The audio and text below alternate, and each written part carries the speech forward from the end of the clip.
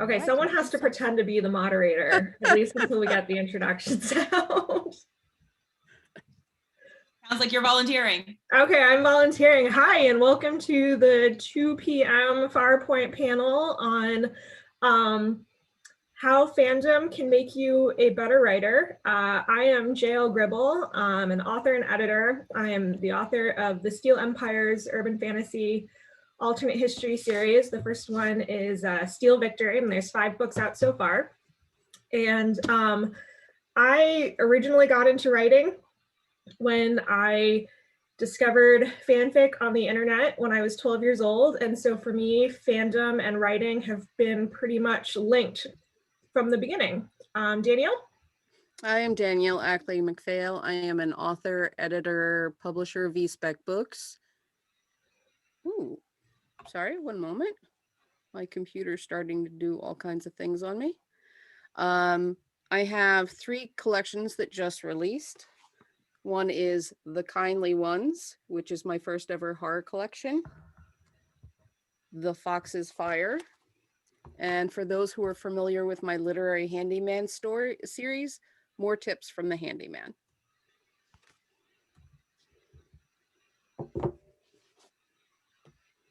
Mary? Hi, I'm Mary Fan. I write sci-fi and fantasy, mostly for young adults. My books include Stronger Than a Bronze Dragon, which is steampunk fantasy, and Starswept, which is sci-fi. And I, too, kind of got started writing because of fandom when I was around 12. You know, I feel like that's around the age when you're like, you start getting really into your fandoms, and then like you start wanting to create for them as well. And so you just end up scribbling stuff. Like I think the first thing I ever wrote, like the first novel length thing I ever wrote, I was about 12, and it was thinly veiled Star Trek fanfic, which I did not realize at the time. I thought I was being very creative, and then I looked back and I was like, no, it was thinly veiled Star Trek fanfic. Mine was not thinly veiled at all. It was blatant Highlander fanfic that I posted on the interwebs for other people to read, which ultimately helped me become a better writer, because it was, I kind of had this idea that I wanted to be a writer when I grew up, but it was obviously my first experience with sharing things and then getting critique, and people were really nice about it because it was more of the dark ages of the internet, and this was through mailing lists, and even, you know, the mid to late 90s, so we were posting on forums, and I think that I hit that sweet spot in the era before LiveJournal and Tumblr. I actually have only written 2 pieces of fanfic. One was a story and one was a filk in the Pern universe. But what I used to do when I was younger, I used to read voraciously, and I never wanted the story to end.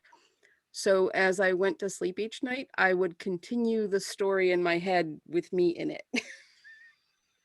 Yeah, the whole like story in your head thing was something I did. I think a lot of us writers, like that's kind of how we start writing before we actually start writing. Like, you know, you're just kid, you're lying in bed, you're trying to fall asleep, you start telling yourself stories, and then one day you wake up and you're like, what if I wrote the story down? Yeah, I'm sure we've all kind of heard somewhere or another, like, you know, like when we say we're writers, but we like to watch, you know, TV or play games or whatever, someone's like, why are you spending all this time, like, you know, watching TV, playing games, watching movies? Like, why are you wasting your time? Why aren't you writing? And I guess part of the reason for this panel is like saying that all of that actually can help you be a better writer. I mean, personally, I found it really kind of educational. Exactly. If we're not immersing ourselves in the type of things that we want to write, then we're not keeping up with the current trends, and we're also not aware of what's already been done to death. So by exploring the different fandoms, it can spark ideas in us, and it can also show us things that can be done better. And even just, you cannot constantly be creating. You need some time to refill the well. And I can't tell you how many times I've been reading a book or watching something that has ended up just, you know, because my brain was kind of went into standby mode, it helped me figure out a solution to a problem I may have been having, or just something inspired me. And it may not even had anything to do with what I was watching or reading, but it helped me out in the long run. It gets your brain thinking on different levels. you see a problem that they've presented and how they've dealt with it, and you start to think of different ways that it could have been approached. That's what I find a lot, because when you talked about the forums, when I started to get back into writing once I graduated, I ended up on AOL's Amazing Instant Novelist forum, and it wasn't specifically for fanfic, but they had contests, and I had to think of the most original way to approach their theme so that it wouldn't be the same as 15 other stories that have been posted. So it's kind of along that same lines. You familiarize yourself with what's out there, and you know, see what your approach is going to be. I also do think absorbing things that other people have created can help teach you kind of about like story structure, about dialogue, about, you know, how all these things come together. Like, you know, when I was a kid, I watched Star Wars so much. Oh my goodness, so much.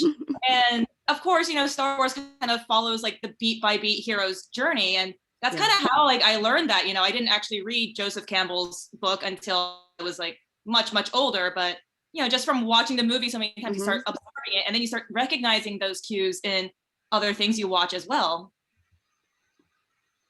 I took a class in college. It was an anthropology class, even though I was an English major. And the theme of the class was mythography, which is actually the science behind storytelling. Oh, cool. And we read a lot about the hero's journey. And I remember having a conversation with my professor about the hero's journey before we actually got to the assigned reading. And he was like, wait, how do you know all about this? And I was like, Star Wars, Lord of the Rings, like pretty much every, most of the mainstream sci-fi and fantasy, not mainstream, but like really, really popular storytelling arcs boil down to that, because it is so, you know, one of the things that the human brain kind of latches onto and is familiar to us and is therefore comforting. But then again, you also have to be familiar with the stuff that's out there so that you're not rehashing what's out there over and over again. One of my biggest pet peeves about fandom right now is when people on the internet complain because, well, this isn't the way it was done back then. And it's like, well, yeah, that's the point. We need to continue to grow and evolve as a society and as a culture. Not everybody wants to read the same or watch the same thing over and over again. I like to point out that there are no new stories. There's just original approaches. Everybody has their own way of viewing that progression and communicating it. And that's where our strengths are. I mean, you're pretty much any story that you pick up is going to mirror something else. But there's always aspects of yourself that you can put into it. But you have to be aware of that to begin with. And I think I don't know about you guys, but I read a lot of like manuscripts from like, you know, writers who are just starting out. And I feel like you can sometimes tell the difference between someone who is kind of like writing something and they're like trying to create something versus someone who's like trying to emulate something. Like, you know, sometimes you'll pick up a fantasy manuscript and it's kind of like every other fantasy manuscript, like, you know, European medieval setting, blah, blah, blah. But they have like kind of an original take on something. And you can tell it's because they've read a lot of this stuff and they're trying to, you know, push back on a trope or explore a trope or just somehow add something to what's already out there. And other times you pick up one and it's like, I don't think you've read that much because you're doing what everyone else is doing, but you probably think you're the first or you're doing it better somehow. I was invited to judge a short story contest for teens a couple of years ago, which was a huge honor, and I have no regrets doing it. And I was given, I think, 15 kind of finalists, and I ranked them and I submitted my top like 3 or 4 because that's the way the organizer wanted it. And one of them, I think I had it as like ranked as like my number 3, and it ended up winning, and it was really well written, but it was a sci-fi take on a story, like a pretty famous literary short story, which was fine. But again, it had been done before. And I was so frustrated that there was one of the stories that was really unique and had to do with like paranormal archaeology stuff, and the other two judges complained that it was a female main character and that it was just Mary Sue, and they both really wanted the revised literary story to win. And it was just very, it definitely showed of how fandom can almost also hurt writing in terms of the whole Mary Sue trope, where any strong female character is just automatically labeled a Mary Sue. This could turn into a whole other panel, which I don't want to happen. But we also have to recognize, you know, kind of how fandom can hurt your writing if you're not willing to explore new things because you think that people are gonna take it the wrong way. Yeah, something I find interesting is a lot of, I guess, more serious writer types out there look down at fan fiction and yet will praise retellings or reimaginings. And it's all the same thing. Like if you're taking Cinderella and you're setting it in like, I don't know, modern day New York, that's fan fiction. It's fairy tale fan fiction. Totally. The creators of the BBC Sherlock would get really upset that they knew that people were writing Sherlock Watson like romantic fanfic because they didn't want people writing fanfic about their show. And it's like, hello, your show is Sherlock is the ultimate fanfic. Sherlock and Dracula are the top two retellings of all time. Yeah, it's like, unless you are Sir Arthur Conan Doyle, if you are writing Sherlock, you are writing fanfic, and there's nothing wrong with that. Yeah, exactly. It's just like the oral traditions where, you know, stories grow and progress and are regional. It's the same thing as fanfic, because you're taking those elements and you're perpetuating them. That's how we carry things along.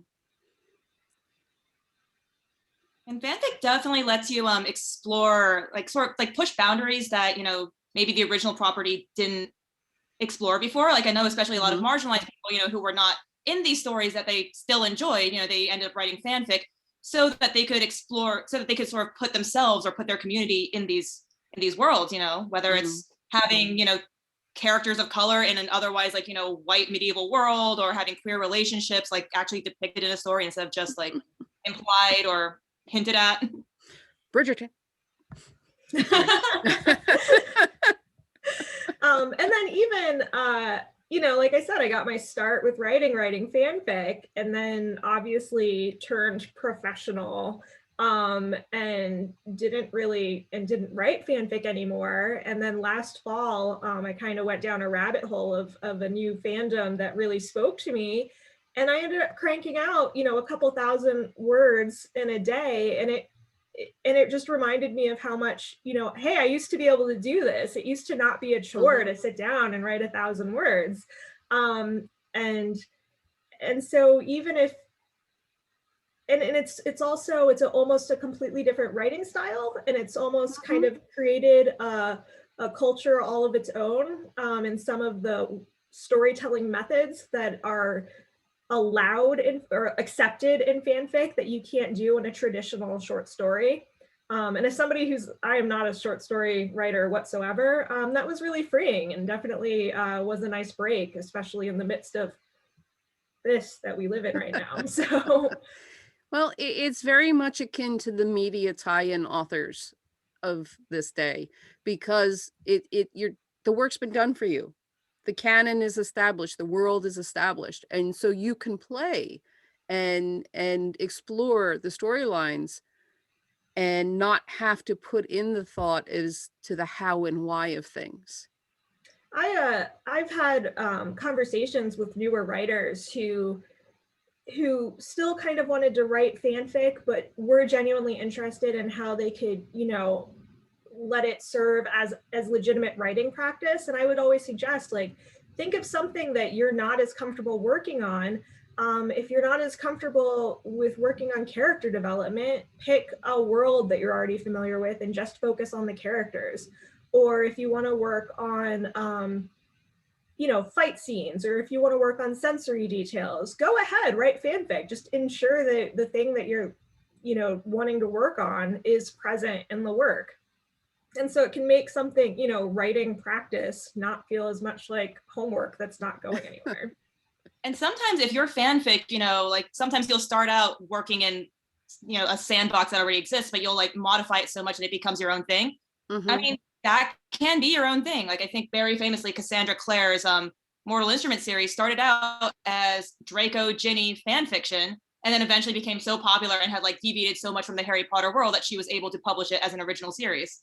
And it's I can think off the top of my head, somebody who wrote a novel length Call Me By Your Name fanfic with paranormal elements, and she made some adjustments, and because of the paranormal elements, obviously it deviated completely. I think she was mostly just inspired by how hot Armie Hammer and Timothy Chalamet were. It's a published novel now, so you never know what can happen. And I read both versions, and it's both are interesting. Someone in the chat wants to know which novel that is. So the author is Sarah Doby Bauer. I'm pretty sure that novel is Handsome Death. Ooh, nice title. Yes. It's got vampires, it's sexy. Yeah, I guess there's kind of a thin line between fanfic versus like inspiration, like, it sounds like this author especially just kind of used Call Me By Your Name as inspiration and maybe thought of it as fanfic, but it was far enough from the original by the end that it really was its own thing. Yeah, absolutely. And I feel like fan fiction has definitely influenced the YA market a lot, and you see it even in the way people talk about their young adult books now. They would tag them by tropes the way you would on a fan fiction website, being like, hey, here's my fantasy novel. It has enemies to lovers. It has this trope. It has that trope. And that's used as like a badge of honor. It's not like, oh my God, I'm being tropey. It's like, no, the whole point is to be tropey and we love it. The contemporary romance scene also does that. The one thing that I've done since the pandemic started is basically just dove headfirst into the Kindle Unlimited romance rabbit hole. And I actually really love that beneath the blurb, there will be like the list of tropes of, second chance romance, enemies to lovers, there's only one bed, and that makes me, and as much as my husband now jokes, like when I'm reading something, he goes, how many beds are there? But, it's comfort reading, and that's what you're getting into. Yeah, you know what you're getting one into. bed and you're snowed in. Yeah. I've also noticed like sometimes authors these days, on Twitter at least, in the young adult world, will use sort of fanfic as a way to pitch their books. Like I know there's one, I think it's called Jade Goldfire, where the author always pitches as that, what if Katara were the dark avatar and Zuko were chasing her? And that's how she pitches it. And it works because people are like, I do want to read that story. It's a completely original story. It's not actually Avatar fan fiction, but it's like a way to relate to the audience.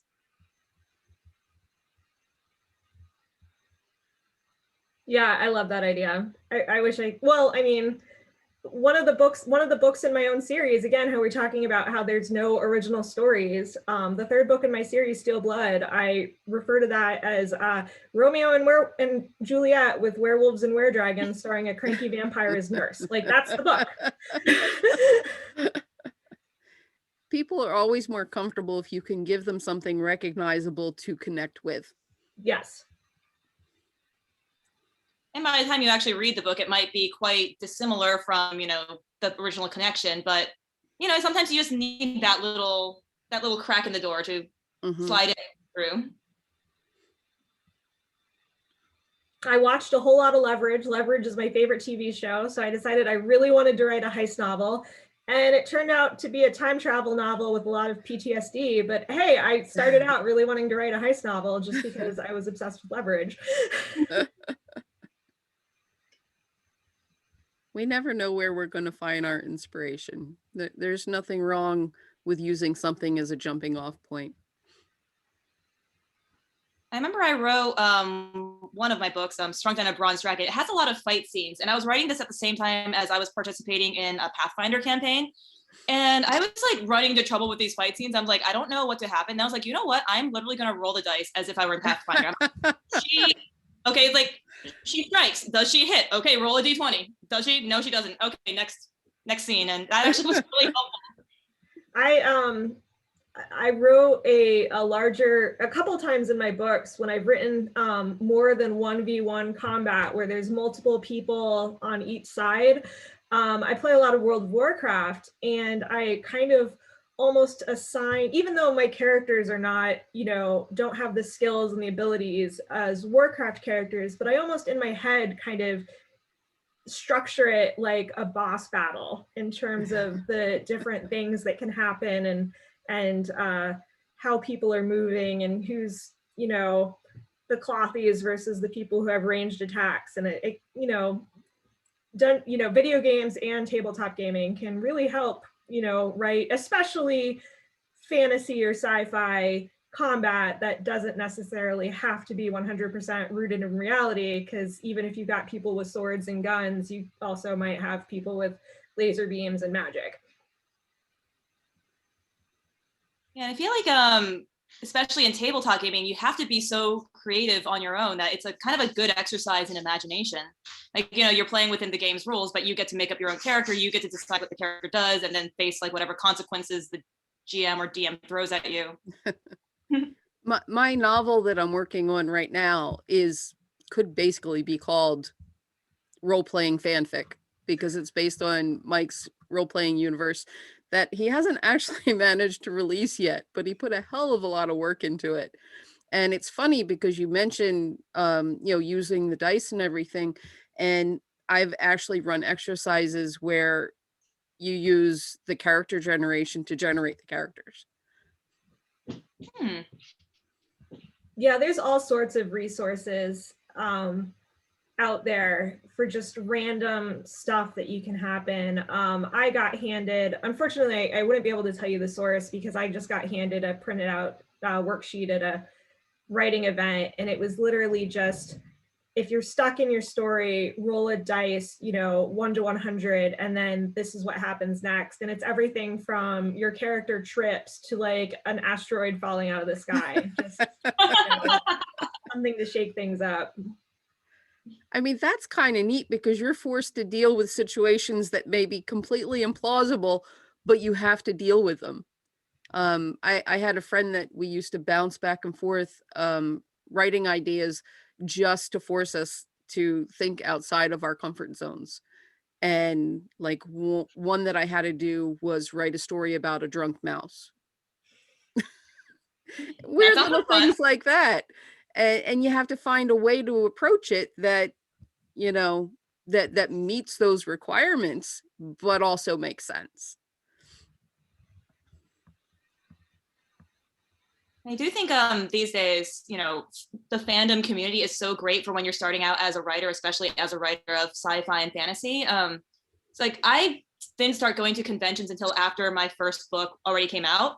And before that, I just remember like I'd be on these literary forums and I just feel kind of lost because everyone there was trying to write, serious fiction or like contemporary fiction. And here I am with magic and spaceships, and people were like, I don't know, if I can't imagine it happening to me in my real life, I can't relate to it. And I was like, okay, well, don't read my stuff then. And I'm like, I really wish I discovered like conventions and such, like, when I was first starting out, just because like it's such a great community to, connect to. Definitely. It's supportive. And the fan fiction, if someone's just getting started out, it's a way to build the confidence so that they can explore their own stories, to get used to the structure and the elements that go into it before they have to create them all on their own. And I know people who are perfectly content just writing fanfic. They have day jobs, this is their relaxation, this is their hobby, and that's what they do. And some of my favorite writers are fanfic writers. And could they probably be really successful writing really original stuff because they're just talented writers? Yeah, of course. But it's like with all writing, you do what makes you happy.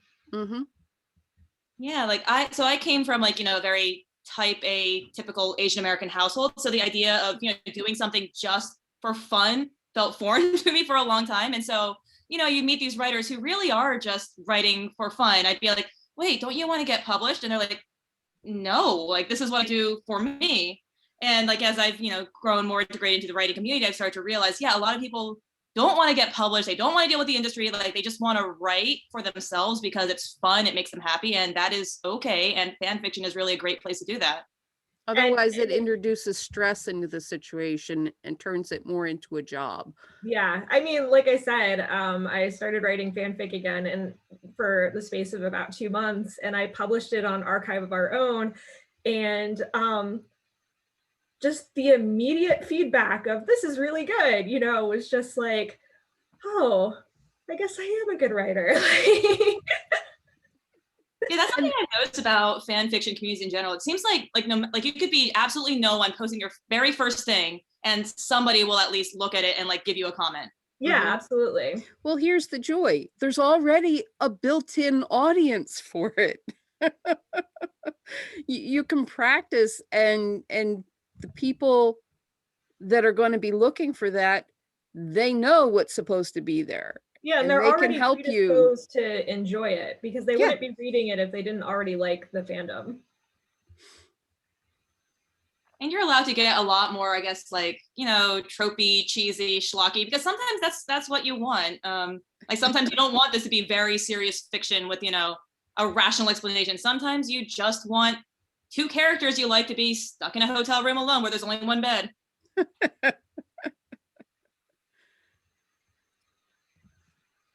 And it doesn't have to be sci-fi and fantasy fandom either. Like, I have a friend who writes like, she likes watching like ER and I don't know what else, like the Brady Bunch, like Little House on the Prairie, like kind of these like older shows, I guess, and she likes writing fanfic for that. And that's also something that you can do. It doesn't have to be Star Wars or whatever. Whatever your fandom is. And I think, I always talk about how like the hardest part about this year, as somebody who, most of my friends, I joke, live on the internet because they're all people that I've met in writing circles, which means that I mostly only ever get to hang out with Danielle when I'm at conventions. Yeah. And so it's almost like, it's just that built-in community support. Especially during these times when sometimes all you can do is come home and get on the internet, especially if you don't want to look at, the person you live with anymore. Fandom is the only place I feel at home. So I totally get what you're talking about. Only place I've ever felt like I fit in. And I think a lot of us are like that because we have a different view on the world. We say what if, and we're open to those differences. And a lot of what we've had to face this year, the people around us don't get that. And you never know what connections you're going to make. I got she doesn't send Christmas cards, she sends New Year's cards. So I just got like my New Year's letter from her. My friend Amanda, and my husband's like, who's that from? And I'm like, oh, my friend Amanda. And he's like, have I met her? And I'm like, no, she's somebody that I met online when I was a kid. I've never met her. And we've known each other for so long that her kid is now older than I am when I first started talking to her on the internet, and we've never met in person. I do think the interesting thing about this past year is that, like, kind of, I feel like a lot of us in fandom already knew that online friends are your real friends. And yet, like, in the mainstream pop, whatever, they would be like, oh, you met on the internet? That's not like a real date. Or, oh, you only know her from the forums? Like, she's not a real friend. But because now we're all stuck at home and we're all like, every relationship is an online relationship, people are finally starting to like acknowledge, like, yeah, internet can work. Real friends. I've had brunch with people on Zoom, like, and how is that different from, hanging out on Discord, chatting with people who like a movie that I like. We had a chat comment from Lorraine says, I enjoy writing fan fiction, but it seems like it gets in the way. And I'm starting to go to my other fiction, but if I want to kickstart myself, I write fan fiction. Absolutely. I know people who do like journaling, for 10 minutes before they get started on their real writing. Use fanfic the same way. there's no one right way to be a writer. And if that's what you want to do, go for it. And unless you're on deadline, no writing is a waste of time.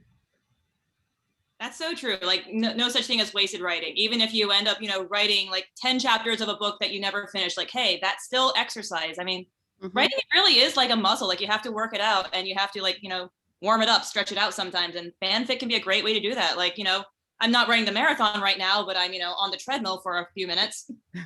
And sometimes that thing that you just think is a throwaway piece can turn into something else. My story for Thrilling Adventure Tales 2 was a fragment that I'd written years ago for something that never went anywhere. And now it's a complete story that's in a published book. I feel like most of my book ideas start out as jokes, like, haha, what if this happened? And I'm like, wait. What would happen? And I actually think I've gotten a lot of those ideas from while I was watching something else. I'll get a lot of, especially my science fiction ideas, I'll get from listening to my friends chat. Oh, interesting. And they'll be talking about something that they watched or something they read in a magazine, and it just triggers an idea for a story. Like my story in So It Begins is about a character who actually dies like within the first page of the book, and they know she's going to die, so they imprint her experience onto a packbot, a bomb detection robot, and her personality ends up going for the ride. And all of that came from just because there was a documentary about the bomb robots online on the TV. I always get really into the kind of lower decks type of scenarios, which is a thing that I no longer have to explain necessarily because Star Trek made an actual lower decks TV show. And it feels like fanfiction. I know, it does feel like fanfic. But I always end up getting really inspired by not necessarily the background characters, but just what else is happening in that world. If such and such is happening in this sci-fi fantasy world, what else is happening because this is happening, or about the background characters that no one's ever going to give a TV show to. And even just character dynamics that I want to recreate because they're interesting to me. And the characters themselves aren't recreated. I'm not writing fanfic of the characters, but I might want to recreate how the characters interact with each other,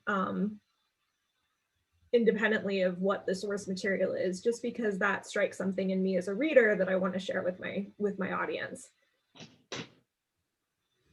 And for those that kind of feel guilty about fan fiction, each of us knows probably about 10 different authors who started out as fans that are being paid to write novels in those universes.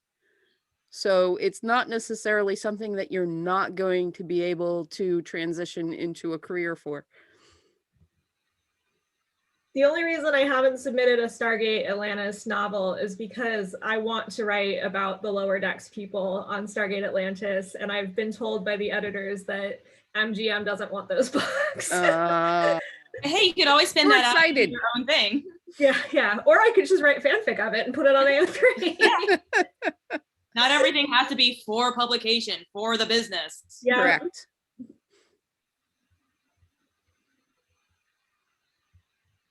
Yeah, I do love that fanfic, like I said before, lets you get kind of schlocky sometimes. I remember when I watched Once Upon a Time back in the day, I was kind of surprised by how bad it was sometimes. How, the funny thing is they were actually really good at keeping track of their timelines and their continuity, but just a lot of their plot resolutions were just bad, really bad. And yet it was a wildly popular show, and I would tune in every week and I would look forward to it. And I was like, why do I like this thing even though it's so bad? And I realized, it's because it is basically the ultimate Disney fanfic. I'm not here for quality of literary merit or whatever. I'm here to see a bunch of Disney characters do wacky things together.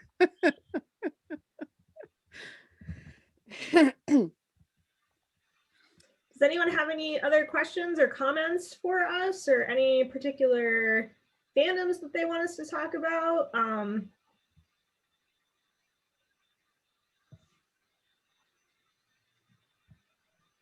Because otherwise we'll just keep talking about fanfic. I'm never going to get bored talking about fanfic.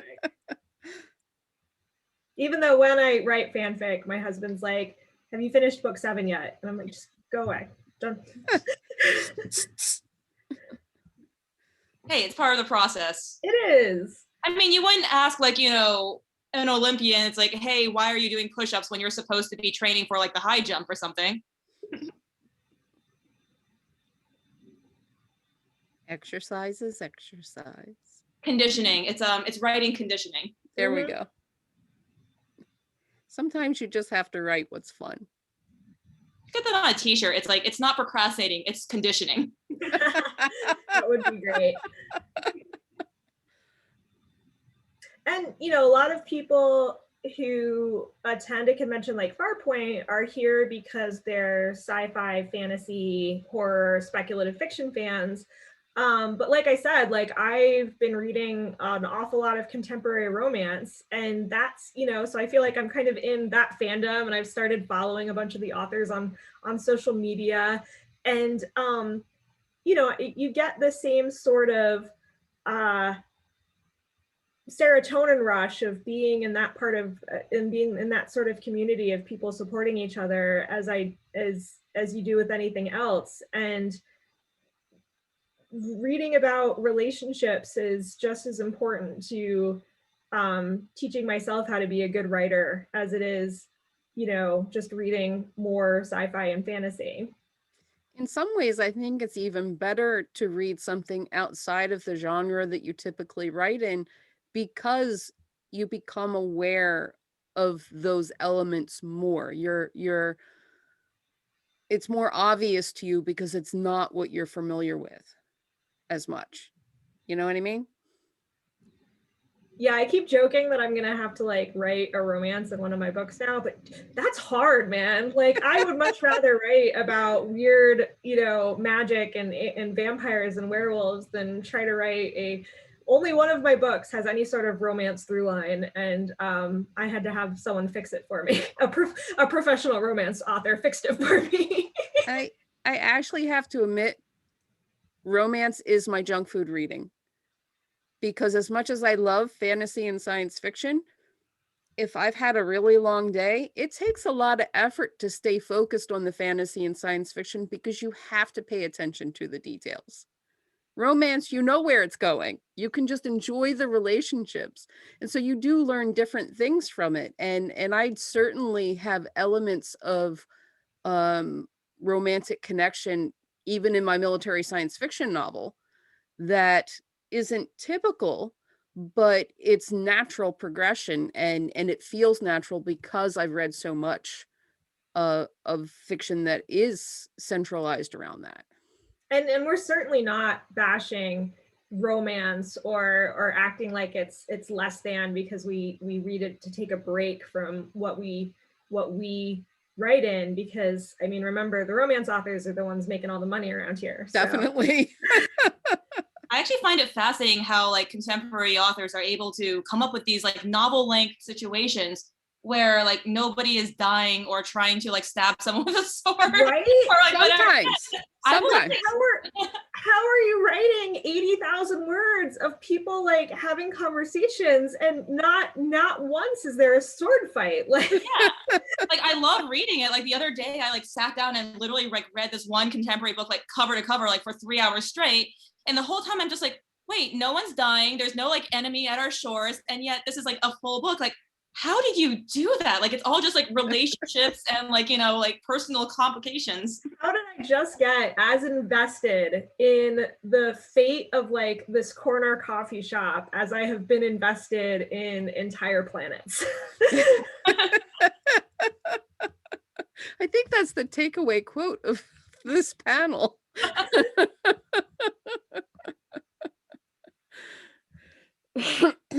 I guess it's educational though, you know, reading these things that, you know, you can't imagine yourself writing, because it's like wow, you did something that I would never be able to do, but you know, I could learn something from you. Yeah, good writing is good writing. And if you can engage the reader and make them invested in the characters, that's the whole point. Whatever's happening around them is incidental to making that connection. And I guess kind of getting back to our like purported topic of the panel, like I think, like once you start realizing that, you realize like that's what you really love about your fandom too. Like, you know, the world and stuff is interesting, but you really get into something because of the characters. Mm-hmm. It all has to work together, but if you don't care about the characters, now there is action-driven fiction out there. I have hard time with it.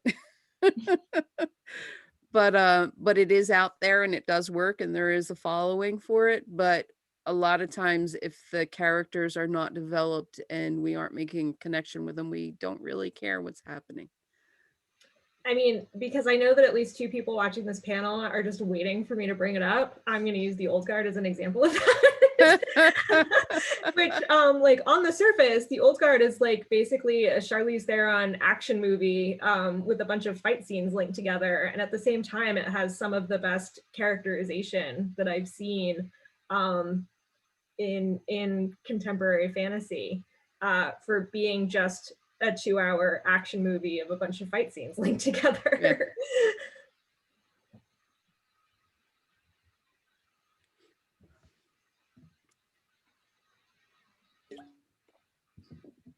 Any questions or comments from the chat? Or we'll just keep going. We can talk forever. We can't guarantee not to repeat ourselves though.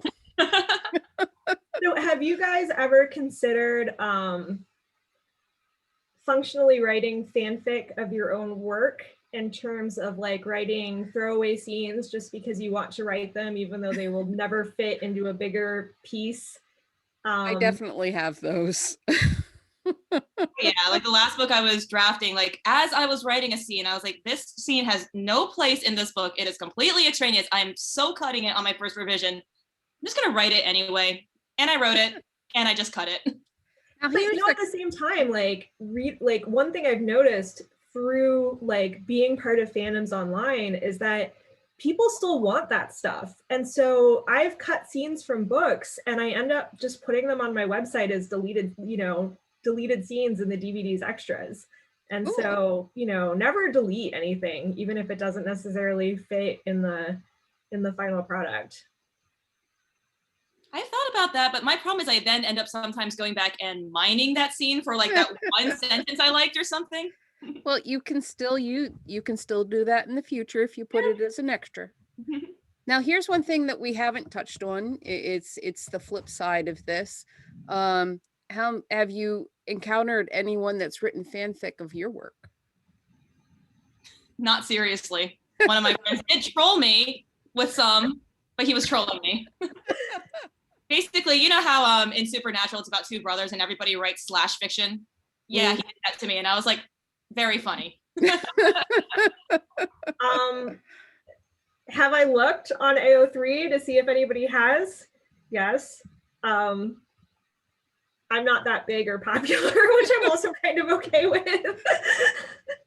I do know that some of the more established authors, some of them actually don't respond well when there's actual fan fiction out there about their work, but others love it.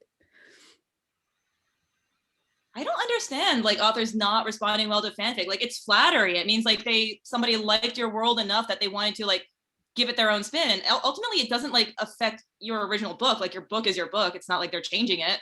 Yeah, it's not becoming canon. If you're not making money off of it, which you're not if you're throwing it up on AO3, you do you. Am I going to read it? No, because I never want to be accused of stealing it. I mean, unless it's labeled as like plot and is like sex between 2 of my characters, I'm never going to write a sex scene. Like some of my characters are in relationships and obviously having sex with each other. I am never writing that. But if somebody else wants to, I'd probably read it. But yeah, but if it's something like CJ just said in chat, you know, it's a risk of copyright issues. So if it's something that if somebody writes something that from the tags, you know, sounds like it would have some sort of plot, I'm probably going to stay away from it because I don't want to be accused in the future of ripping anybody off. Yeah. Fanfiction.net versus AO3. I like AO3 because I read a lot of fanfic as well. And I like it because of the way that it's organized, and I like how easy it is. Yes, AO3 is really reader friendly. It's easy to basically sort things by what you're actually interested in. But I know people who still only post their stuff on fanfiction.net just because that's where they've been forever. So it boils down to reader preference. And where you've established a following. Yeah.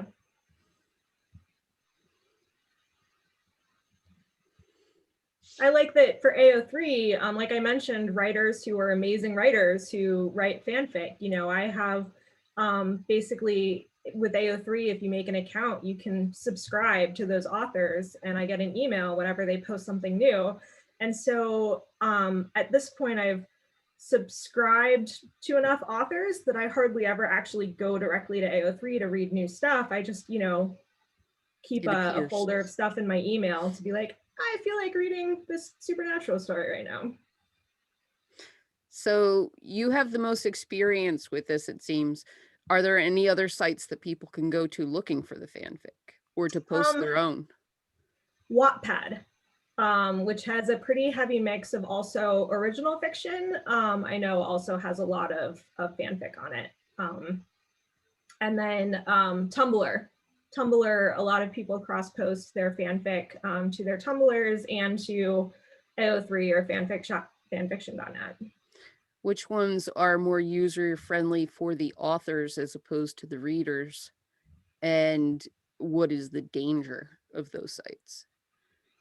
I mean, the danger with anything is how hard would it be for somebody, and this happened to me back when I was writing fanfic when I was a teenager. Somebody took one of my fanfics and posted it as their own, and you can't do anything about it. They changed some of the names. They think they changed, you know, some other stuff. So that's going to be the danger for everything. Someone just said in the chat, Wattpad has been sold and is going to stop allowing adult content. Good luck, Wattpad. We saw how that worked on Tumblr. Like, do these people, like, do these executives understand like what people go to their sites for?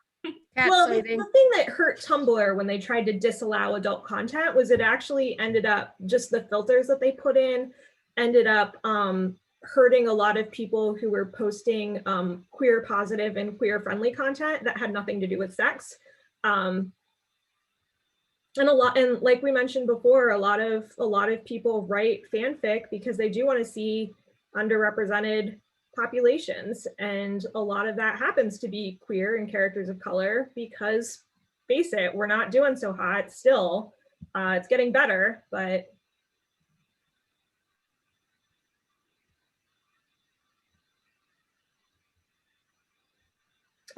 in terms of author friendly, I have posted stuff on AO3. If you know, you don't even need to necessarily know minimal HTML because there are ways to convert it. If you can post to a basic blog, you can post to Archive of Our Own. And once you're generally familiar with the, you know, the tag system and what are generally the tags that are used in the fandom that you're posting, it's easy for people to find your work.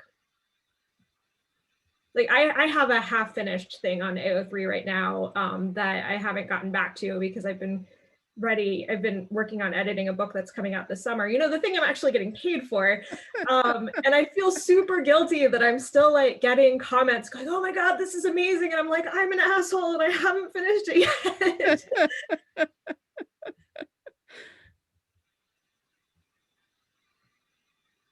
I'll admit, I actually haven't written like any actual fan fiction basically since I was like 12 or whatever. But that said, like, I feel like sometimes things that feel fanficky in my head end up in my books. Like sometimes I'm like, hey, I really like this character and I really like that character. Too bad they didn't get together. Maybe I can make similar characters and put it in my book. And that kind of ends up how things playing out sometimes. We just got the 5-minute warning, so I just want to bring that up.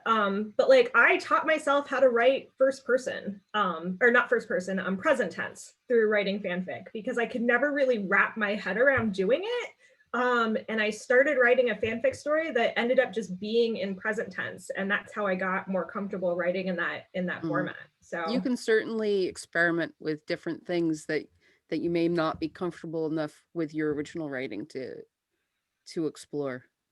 Yeah, I remember the first time I wrote first person past tense was when I was writing like a Sherlock story, just because that's the style that, Arthur Conan Doyle wrote in. I was like, you know what? I kind of want to not imitate it, but at least, just do that at least and like pay homage. But it was interesting. I was so used to writing in the present tense. Yeah. I find that elements of things that I am fans of get homages in my work and Easter eggs. The fact that I got my first start in fandom with Highlander, there are still swords in my fiction. I don't think I'll ever get away from including swords. Yeah, I have spaceships and everything. Well, this has been a great discussion. Do we want to go through and tell people where they can find us online? Definitely. And you want to chat more about anything? You start. Okay, I'll start. Again, I'm Danielle Gribble. You can find my information about my books and my blog, which is a lot of book reviews because I read a lot, at jlgribble.com. And I'm on social media under JL Gribble writer on Facebook, and on Instagram and Twitter as Hannah Edits. Come talk to me about the Old Guard, because that's really all I want to talk about these days. And again, I write the urban fantasy series Steel Empires. The first book is Steel Victory. I have to say that the closed captioning is doing some really hilarious stuff while we're talking. I am Danielle Ackley-McPhail, author, editor, publisher of eSpec Books, Systema Paradoxa, and you can find me anywhere that I actually happen to be just by looking for Danielle Ackley-McPhail. And as a special for Farpoint, we are actually offering a discount code on eSpec online store that will get you 50% off of orders of $20 or more. And I'm Mary. Not 50, 15. Hi, I'm Mary Fan. You can find me on my website, maryfan.com. It has info about all my books, as well as links to my social media accounts. I'm on Twitter, Facebook, and Instagram. So yeah, come say hi. Thank you all for coming to the panel. Thank you. Have a great rest of your Sunday. Yeah, have a great con. Bye. Bye. Thanks, guys. Thank you. Yeah, it's so much fun. It is much harder to do this when everybody that you're on the panel with is watching you. But it was fun. I'll see you. See you. Thanks.